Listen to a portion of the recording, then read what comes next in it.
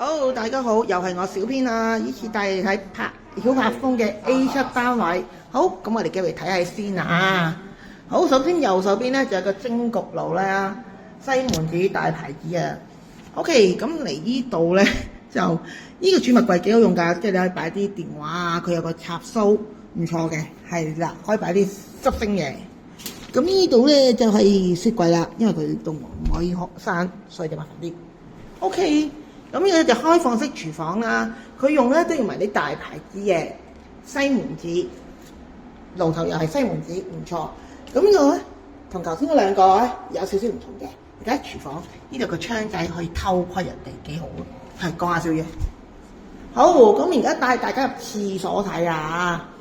廁所同頭先一樣，都係一個名廁嚟嘅，係啦。但係咧，老實講，個洗手間真係有啲細咯。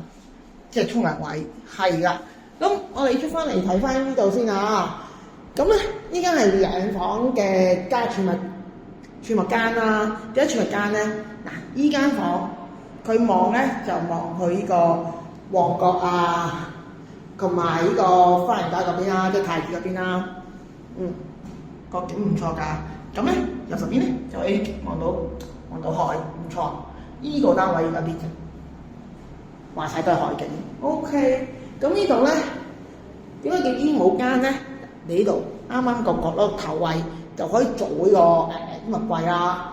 咁佢發展商都好嘅，上面呢度俾嘢你收納。其實佢好多收納空間嘅，你見到嗱，上面櫃頂呢度已經有收納空間啦，係啦。好，然後我哋帶大家睇呢間房啊。呢間房咧都係望同一個方向嘅。